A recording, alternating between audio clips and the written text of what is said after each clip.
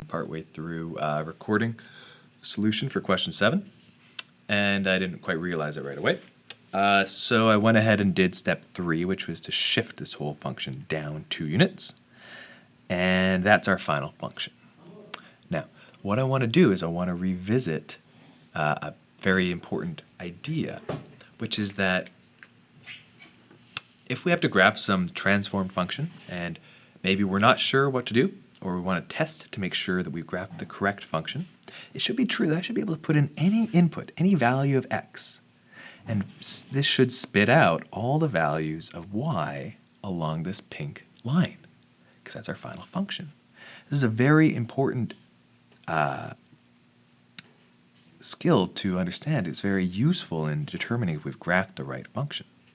So what we can do here to test is we can say, okay, let's just make a table of values. So I'm going to put x in one column. I'm going to put 2 root x plus 3 minus 2 in the other column, which, let's remember, is supposed to represent y. The y. So it should be true that if I put in x as -1 to -3 for x, it should spit out -2 for y. So let's just find out. If I put x as -3, I get 2 times the square root of -3 plus 3 minus 2. So that's 2 times the square root of 0 minus 2, which is -2. So this tells me that I should have a point on my graph at -3, -2. And we do. We have a point at -3, -2 right there. We can repeat this for any arbitrary value. We could actually choose really weird values, like x is -0.5, and it should spit out a value around here. I think it's going to be a lot less work for us if we choose the values of y that are kind of on the grid. So maybe if we choose x is -2, this thing better spit out a y value of 0. So let's just find out if it does. What if x is -2? Then we'll put in -2 for x, and we'll get 2 root -2 plus 3 minus 2, which is to say 2 times root 1 minus 2, 2 times 1, or 2 minus 2, which is 0. So we should have a point at -2, 0. And we do. The point here is at -2, 0. And that's the point -3, -2. This is not a trick for square root functions. This is a general trick you can use for graphing any transformed function if you want to make sure you've graphed the right shape. Choose an arbitrary input, crunch all the numbers, and you can find the y. And you could actually do this in theory without actually doing any of these steps. If you're asked specifically to distinguish individual transformations, you will lose some marks because you're asked to be able to understand the transformations. But if you weren't, or even if you forgot what you're doing here, or maybe you just forgot one step, you forgot should have moved to the left 3 or should have moved to the right 3. That's okay to forget that. We have a way to know for sure where the graph should line up. So I want you to keep that in mind. This is an important skill, testing. All right. Now with that aside, let's take a look at the domain and the range. Domain is the set of all x values of this graph. So if I look on this graph, it looks like there's a little arrow going off to the distance here. However, it doesn't look like this graph has any x values that are less than -3. It looks like this is the smallest one. So what I can say here is that -3, I guess more formally, my domain is such that x is going to be larger or equal to -3, and I put a little colon there, and I'd say x will belong to the real numbers. And I put little squiggly brackets around there. All right, and lastly, we'll do the same thing for the range, and I'll look at my pink graph, which is, I'm going to be looking at all the y values that are on this thing. It looks like this thing will continue upward forever. So there's an unbounded in the positive direction of y, but the smallest y looks like -2. So for my range, we'll get a y such that my y values are going to be bigger than or equal to -2, colon, y belongs to the reals, like that. Okay, and that's 7. All right, moving on. Which question are we on now? We're on question 8. Did we skip a question? Did we go straight from 4 to 5? Oh, there's a 5 there. Okay, good. All right. Sketch the graph of each polynomial.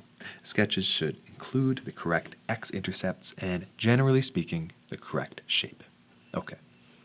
So let's see what we got here. I need x-intercepts. So to find my x-intercepts, I'm going to set y to 0. That's going to help me find my x-intercepts. And so I'll set 0 for y, and that's going to be x plus 3, x plus 1, and x minus 1. So my values for x could be -3, -1, or 1. So each of those are going to be x-intercepts. So I'm going to start there. So I know I'm going to have an x-intercept at -3, -1, and +1. Now, in addition, I can very easily find the y-intercept. That's a pretty easy one to do as well. I'm going to put y and put 0 in for x. So 0 plus 3 is 3. 0 plus 1 is 1. And 0 minus 1 is -1. It's going to be 3 times 1, which is 3, times -1. So y is going to be -3. So I'm going to have a y-intercept down here at -3. Now, at this stage, I can probably start just sketching. But say I wasn't sure. Maybe I was uncertain. Maybe I want to test a new value. Again, this goes back to this idea of testing. I can put any x value in I want, say 2, find out where the y is. And if I do that, say, let's do some testing here. Let's do x is 2, and we'll do a y of, well, I guess we'll figure that out. So we're going to have 2 plus 3, which is 5, times 2 plus 1, which is 3. So 5 times 3, that's 15, times 2 minus 1, which is 1. So actually we're just going to get 15. So we'll also get a y value, 15, when x is 2, which means it's way up here somewhere. That's the value 2, 15. Okay. So I think that's probably sufficient for us to start sketching this thing, but if we're not sure, we can always test a new value and see what comes out. Now, generally speaking, we know this is a cubic polynomial, and so that means it's going to have 2 loops. It's probably going to look either like an n or like a reverse n. It's going to look something like this. Now, you may remember, this is when we have a negative leading coefficient. So we got to have something that looks something like that. All right, so I'm going to sketch that in. And so maybe I already know what it's going to look like, so maybe I'll pretend I don't. So I know we're going to start here and somehow get to this point. So, okay, we're going to get there. And then I might ask myself, is it going to go straight through this line? Is it going to bump or kiss down? Or is it going to have some sort of weird inflection point? So then I would look and say, well, it looks like when x is -1, there's we see a multiplicity of 1. There's only a power of 1 here. So that's going to go straight through. However, it needs to pass back through here. So it's got to bend down. We're not concerned with where it bends down. We could figure it out by plugging x as -2 into here and seeing what y value pops out. But that is a level of detail we're not necessarily super concerned with. And same thing here. Do we kiss? Do we go straight through? Or do we have a little inflection? And again, we have a power of 1 here, which means we're going to go straight through there. And lastly, we've got to hit both of these points. So I think it looks pretty clear that we're going to go straight through here for the same reason. This is a power of 1. And go upward. And you can actually draw it through there if you like. And there we go. There's a little sketch. This is more detail than you need. You should definitely show the correct intercepts and the correct shape. So you need this one, that one, and you need the general correct shape. But we were not asked for the y-intercept or the value 2, 15. Instead, these are just points that we can plug in to test and maybe guide ourselves a little bit so that we can get an idea or a greater sense of what this thing will look like. Now, it's worth mentioning, we also found a y value when x was 0. That's what finding the y-intercept is. So we actually found that was -2 there. So that's the point, or -3, pardon me. So that's the point 0, -3. And I might label all my x values too. So it's 1, 0, -1, 0, and -3, 0. Okay, great. So let's move on. Let's do the same thing. Let's start with an x-intercepts. So to find an x-intercept, we said y to 0. And we're going to say, okay, it's going to be -x and x minus 2 squared. All right, so it looks like I'm going to have an x value at 0. Don't forget that one. And an x value of 2. Okay, and I noticed there's going to be a kiss, or a multiplicity of 2. So we're going to have a bounce, something that looks like that. Or maybe something that looks like this. Okay. Whereas this one's got a power of 1, so it's going to go straight through. Okay. So this one I'll try and draw over here so we can keep some nice space. I'll try and make my y-axis a little smaller this time. So I know there's an x value of 0, so I'll draw that guy in here. Draw it in red this time. Hope it scans well. And x value of 2, and I'm going to space that out a little bit. I'm going to exaggerate how far 2 is. So I'm going to say that's 1, and that's 2. Okay. Now I know there's a kiss, and I know we're going to go through here, and there's also a negative leading coefficient. So I also know that this is also a cubic polynomial, power of 3 here. So it's going to look something like an n or backwards n, but it's going to look like a backwards n in this case because it's a negative leading coefficient, a -1 in front. However, let's say we didn't know that. Say we weren't sure. First of all, we found the y-intercept, so that's not going to save us. But maybe let's try some values of x and y and just make sure we know.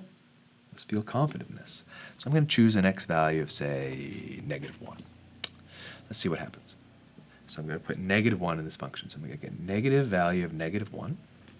So that'll be -1, which will be 1, times -1 minus 2 squared. So -1 is 1. That's -3 squared, so 9. So actually I'm going to get 1 times 9. Or when x is -1, y is going to be 9. So I'm going to have a value when -1, x is going to be up here.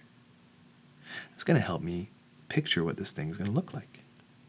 All right, so I know it's going to go straight through here. It's going to have a kiss here. And if I wasn't sure, I could always put an x is 3 here. Maybe I'll do that quickly. And for the next few, I'm going to model this idea of testing points a little bit less. I think I'm going to leave that as a skill that you can practice when you feel like you need a little bit more detail. So it's going to give us a value of -3, and 3 minus 2 is 1 squared. And so it's going to be -3. So when x is 3, y is -3. So when x is 3, y is going to be down here at -3. Okay, so now we know this thing's going to look something like this. It's going to go straight through because we have a power of 1 on this root. And it's going to bounce up, but then there's going to be a kiss because there's a power of 2 on this root. It's bounced down, and it's going to travel downward to infinity for forever. All right, so there's our second function. Now our third one here, okay, we've got an x value, or look for an x-intercept first. All right, so I'll set 0 for y. And it's going to be cubed this time, so my x-intercept is going to be -8/3. And if you weren't sure about how to do that, you could just stop, set that equal to 0, and solve for x. And you'll find you get -8/3. All right, so there's going to be an x-intercept at -8/3, which is something like it's -2 1/3, so it's going to be a little bit past -2. Now, this is not going to be a very precise value, so I think it's going to be really important that we label this one. I'll call that -8/3 and 0. Okay, and I might also find the y-intercept as well. That's when x is going to be 0. So when x is 0, my y is going to be, it's really big actually, it's going to be 3 times 0 is 0. It's going to be 8 cubed. 8 times 8 is 64, times another 8. I don't remember off the top of my head what 8 cubed is. Ah, there we go, 512. So it's going to be 512. So that tells me that it's going to hit the y-axis really high up on this axis. Okay. Last thing we care about is that there's a little inflection point here. So this means that we're going to have something that's going to look like this when it hits the root, or like this. And if you remember, this is when we have a positive leading coefficient. This is when we have a negative leading coefficient. However, we don't need to memorize that. We can just test. We already know the y value is going to be way up here, so it's going to end up over here on the right-hand side. However, we weren't sure, we could just test some more values. We could plug in x is -2. Find out that's going to be probably a little bit above here. Or x is -3, and find out we're going to have a point down here. Overall, we should get a shape that looks something like that. Okay. So this function, I put my y value there, y-axis there, maybe I'll move it over here. It's going to have x-intercepts at we set 0 equal to x times x plus 1 squared times x minus 2. So that's going to give us x-intercepts at 0, x and -1. Oops, I didn't leave enough space to write that idea, so I'll write it over here. X equals -1 and x equals 2, and this one is going to have a kiss. It's going to be bouncing out off of the x-axis somehow, either upwards or maybe downwards. We're not sure. All right, so we got an x value of 0, 0. That's our x-intercept, our first one. Our y value is x-intercept of -1. It's going to be here. X value of 2 is going to be here. And again, we have a positive leading coefficient. And the rule is always that a positive leading coefficient means it's going to end in the positive direction. It's going to end moving upward. So that is something we can remember if we want, that a positive leading coefficient is going to lead us up like that. That's a positive leading coefficient. That's a general rule. The positive leading coefficient is going to mean we're going to trend upward to positive infinity as this graph continues. All right, and this is a 4th degree polynomial because I have a 1 here, a 1 here, and a 2 there, so 4 degrees. It's going to have 2 humps, 3 humps, something like that, like a W or like an M. And we're not sure which one. All right. So say we weren't sure, which is fine. I'm going to test some values of x and y to double check. Like, let's say, what's when x is 1? Where is that going to be? Is it going to be above or is it going to be below? I bet that's going to help us. So I'll choose an x value of 1, and I'll say it's going to be 1 times 1 plus 1, or 2 squared. So it'll be 1 times 2 squared times -1. Okay, so it tells us something valuable. It tells us when x is 1, y is -2. When x is 1, y is -2. So I'm going to -1, -2. We're going to put a point right there. And that's going to help us orient ourselves a little bit, I think. So you can probably figure that, okay, we know that this thing's going to pass through here. We know we have a leading coefficient that's positive, so it's going to continue up like that. And we also know that because the multiplicity of that root is 1, it's going to go straight through, but the multiplicity 0 is also 1, so it's going to go straight through. And then we're going to bounce back down. And now we have a kiss coming, so it's going to come and bounce back up like that, like so. Okay. And then lastly,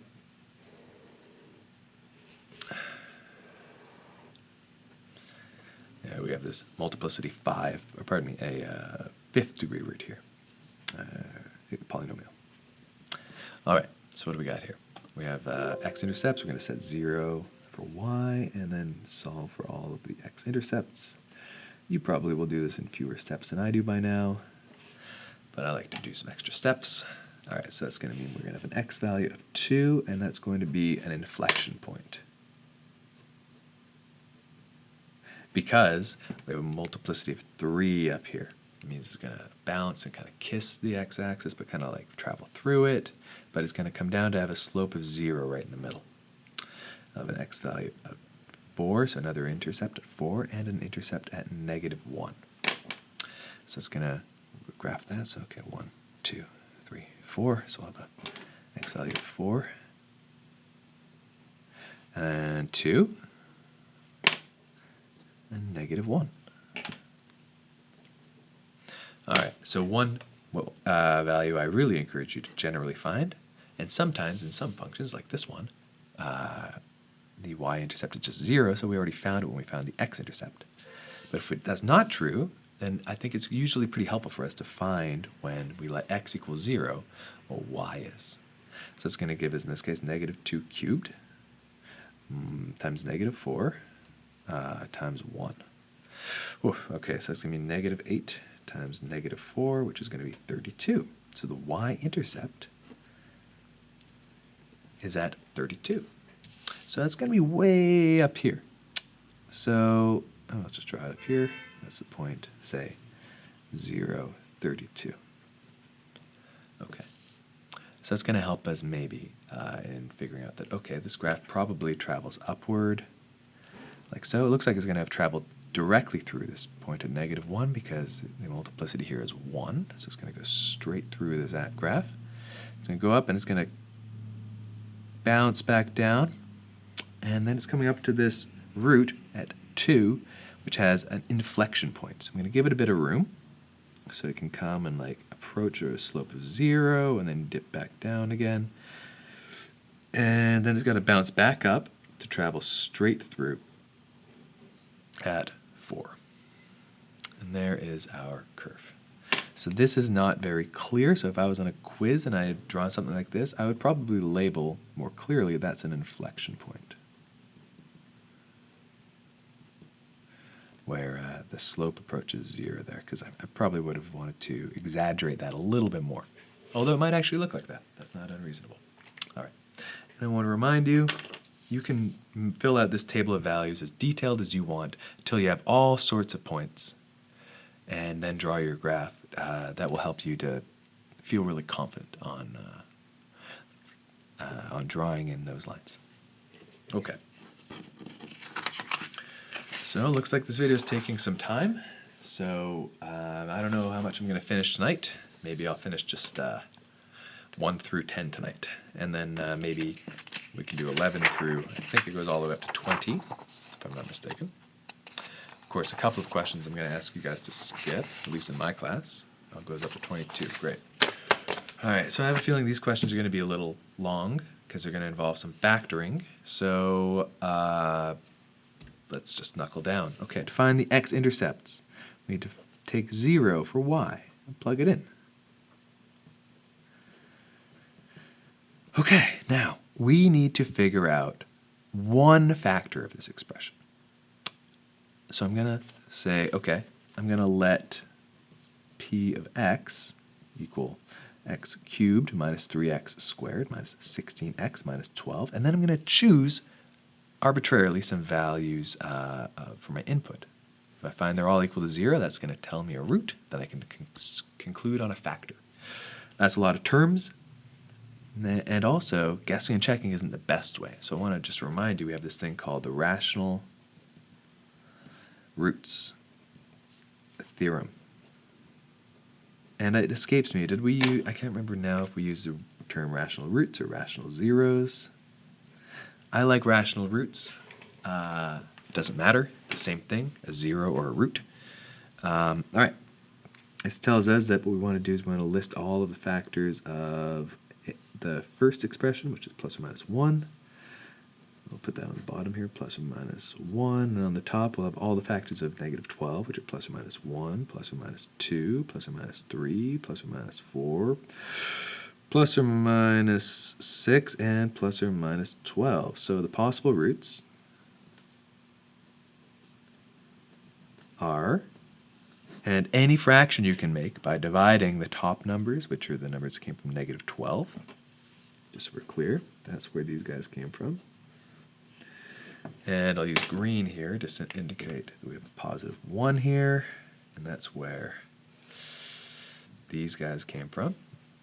Possible roots are these guys divided by the ones on the bottom, but when we have 1 on the bottom, it's just going to be nice and pleasant. They just cancel out. So we can just list all of the possible roots. And this helps us to guide our guessing and checking. Now, you could probably have a lot of luck guessing and checking in general. However, sometimes we've experienced that a lot of the simple guesses we might test aren't very fruitful. So it's good to have some direction here. All right, so I'm going to choose one of these roots. I'm going to test it and see if it gives me, using the factor theorem, an expression of 0. So I'm going to plug 1 in. So we got 1 cubed, which is 1, minus 3 times 1 squared, which is negative 3, minus 16 times 1, which is negative 16, minus 12. Now, I don't actually need to add all these together. All I need to recognize is when I take 1 and I take away a bunch of these numbers, I'm not going to get 0. So I'm actually just going to say that it's not equal to 0. I'm not even going to bother crunching it. So I can also make a conclusion. I can conclude, therefore, that x minus 1, the factor associated with this root, is not a factor of p of x. And I think it's helpful to remind ourselves what we're looking for here. We're looking for these kind of things that could be factors. All right, so I'm going to try a root negative 1. And actually, I realize we're going to want a little bit more room, so I'm going to actually move this guy over to the left a little bit for the next one. So, oh, wait, p of 2. Actually, you know what? The better one is negative 1. That's usually a pretty fruitful one if 1 doesn't work. Negative 1 often works.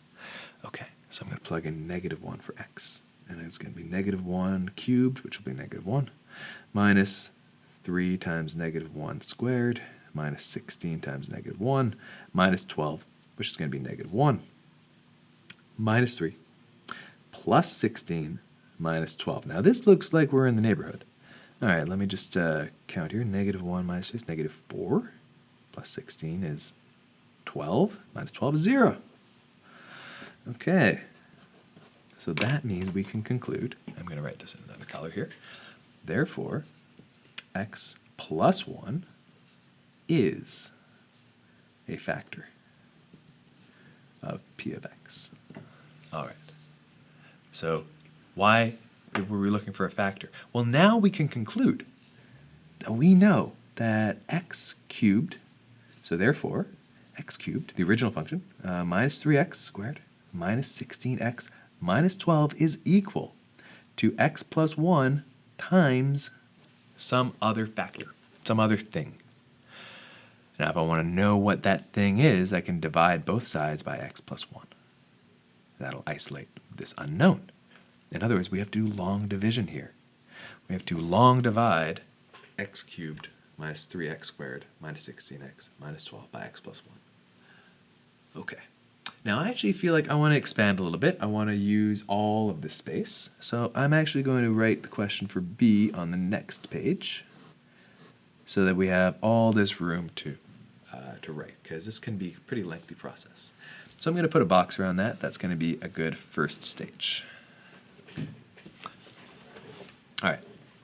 So then we got to conclude, well, what's this? So that is going to be whatever is on top when we do our long division here.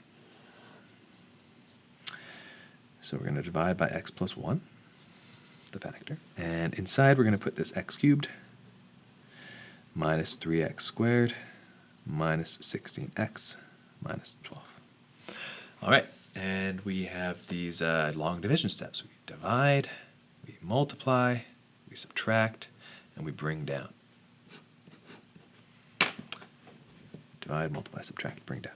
All right, so first thing we're going to do is say, okay, how many times is x going to x cubed? Or can I divide x cubed by x? I can, and I get x squared when I do that, x squared. I'm going to multiply x squared by x and x squared by 1, and that's going to give me x, that's the multiply step. Then we write it down here, x cubed plus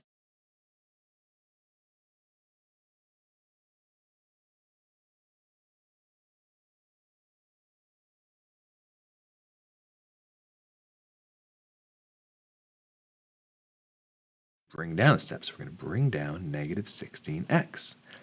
Then we're done. We move back up to the division step and we repeat our process. So we got to ask now, how many times is x going to negative 4x squared?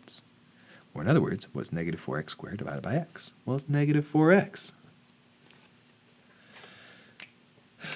Okay, so we're going to multiply negative 4x by both of these guys. We're going to get negative 4x squared and negative 4x, and we're going to subtract both of those. So again, these guys are going to cancel out. We get negative 16x minus negative 4, or negative 16x plus 4x. It's going to give us negative 12x. Again, we bring down, we get negative 12. And lastly, we're going to say how many times is x going to negative 12x? The answer is negative 12 times. We're going to multiply both sides by negative, or both these terms by negative 12. We get negative 12x minus 12. And when we subtract the exact same expression from itself, we should get 0. And this is good. We need to have a 0 here because we knew that this thing was a factor. And if we didn't get 0 as a remainder, it would mean that this thing was not a factor. Okay, so that's actually what lived here all along. So now we can rewrite this expression once more. We can say that x cubed minus 3x squared minus 16x minus 12 is equal to x plus 1 times this quotient, x squared minus 4x minus 12. That's great. That's all equal to 0, of course. Now we got to keep factoring, so we're going to say, can I factor this guy? So what about this? Can I write that as something times something? And you might guess and check a little bit. I'm going to, with my green pen over here, do an aside, maybe over here, yeah. So I'll talk about how to do this formally. You can use a quadratic formula if you like to factor this. So what I might do is I might ask what plus what gives me negative 4, but also multiplies to the product of this invisible 1 times negative 12, which in this case is just negative 12. Okay. And I might play around with some numbers. If I wasn't sure, I would list pairs of numbers I know multiply to negative 12. And after some time, I might see, oh, it could be negative 6 and positive 2. Negative 6 and positive 2. Okay. So I could do two things at this stage. I could say, well, I get to actually just rewrite that as x minus 6 and x plus 2. But if we have a number in front of here, a coefficient, we cannot just jump down here. We're going to have to do something more sophisticated. But maybe we'll cross that bridge when we come to it. Okay, so now we have successfully factored x cubed minus 3x squared minus 16x minus 12. We factored the whole thing. So back from whence we came, our original point was to find the x-intercepts. We found where y was 0. So really, we can set this whole thing equal to 0. And so 0 is equal to x plus 1 times x minus 6 times x plus 2. So the y-intercepts, or x-intercepts, are going to be at x equals negative 1, x equals 6, and then x equals negative 2. So the x-intercepts are negative 1, 0, 6, 0, and negative 2, 0. And there we go. So a lot of steps involved in this process. So we got to start by recognizing we just set y equals 0. We consider all the different possible rational roots. We try some until we find one that gives us a value of 0 when we plug it in for x. We find the complementary factor of that root we tested. We go back to the original expression and recognize that we found one factor, but we don't have the others. To find the others, we do long division, and we better have 0 as a remainder. Then we can rewrite that whole expression with that new quotient in that empty box. Then we can factor that, hopefully, that last part, and then we can make a conclusion about the x-intercepts. So lots happening there. All right, and so for question B, I think I am out of space, so I think we'll write question 9B on here, and then I think we'll call it a night after all. It's getting a little late, and I have other things to do. So I'm going to just try to rewrite question 9B here. So question 9B, so we have y equals, I did a really good job of crossing that out, 2x squared plus 3x cubed squared minus 5x. I can't even read that. Luckily I have another pair here set here, so I'm just going to take a look here. Minus 5x, yeah, minus 6. Okay, so I'll start by writing y is 0, 2x cubed plus 3x squared minus 5x minus 6. Okay, so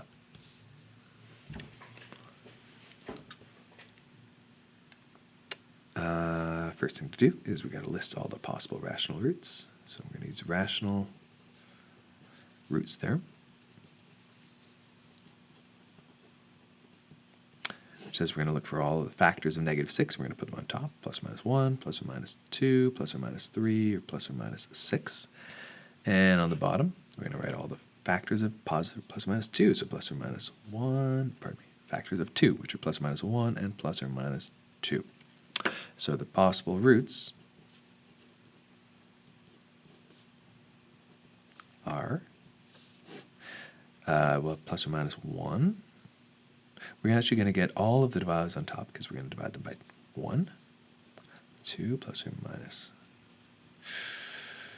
3, or plus or minus 6. But then some of these numbers, when they're divided by 2, are going to give us fractions. So we also get plus or minus a half from 1 over 2. And 2 over 2 gives us 1, so that's okay. But then 3 over 2 actually gives us a new possible root. All right, so hopefully we won't have to test too many of these before we find something we're looking for. So I'm going to say, okay, let's try 1 first. It's a nice friendly one. So it's going to give us 2 plus 3 minus 5 minus 6. And I don't care what it equals. I just know that that can't equal 0. It's not enough. I got down to 0 after 3 terms, and I'm taking away 6. So therefore, x minus 1 is not a factor. Okay. And then we'll choose, try p minus 1, and so it'll give me a negative 2, plus 3, plus 5, minus 6. And if I look at this, it's going to give me 8. Oh, hey, this is looking good. Negative 2 plus 3 is 1, plus 5 is 6, minus 6 is 0. Okay, so therefore x plus 1 is a factor. Okay, so that means instead of writing 0 equals 2x cubed plus 3x squared minus 5x minus 6, I can actually write it as being equal to x plus 1 times 6. And those are equivalent to each other. These are equal.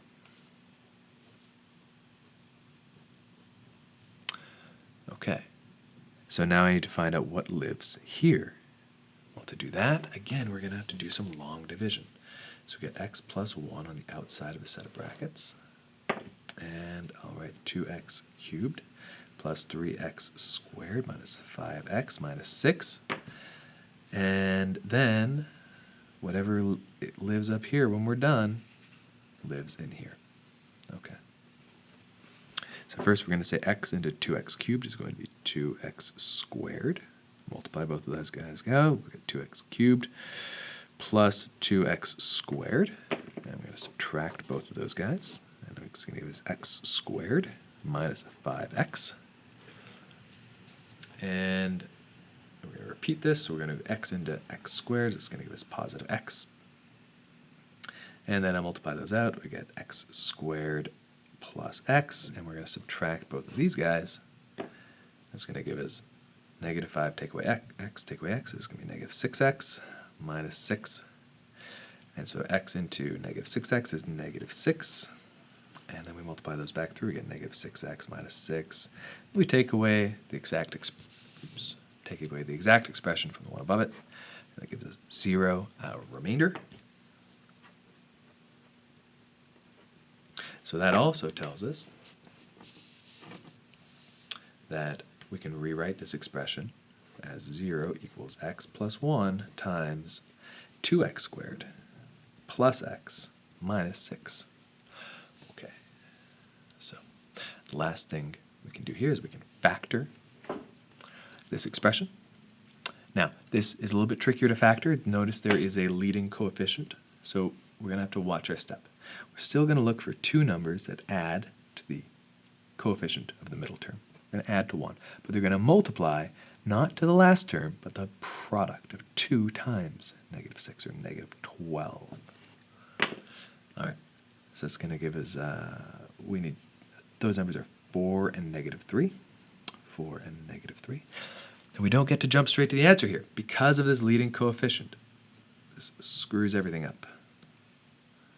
So instead, what we have to do is we have to rewrite 1x in the middle as 2. We're going to rewrite the first term, 2x squared. Instead of x, we're going to write 4x minus 3x. 4x minus 3x.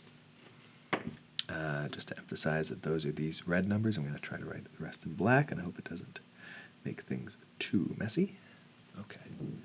And so maybe I'll even keep the x's black. So you can see really this positive 4 and this negative 3 are the same. That's where we got them. Now, the next step is we need to draw an imaginary curtain down here and factor each side. So we got a common factor of 2x out here, and that's going to give us x plus 2. And a common factor of negative 3 out here is going to give us another x plus 2. And then lastly, we're going to get x plus 2 times 2x minus 3. So that's what this whole expression would become. So that is all just factoring this fella. So then, really, the final expression is actually we have x plus 1 times x plus 2 times 2x minus 3. And that gives us x-intercepts of x is negative 1, x is negative 2, and x is 3 halves. So our x-intercepts are at negative 1, 0, negative 2, 0, and 3 halves and 0. Okay, we'll call it there. Good luck studying. Let me know if you guys have any questions.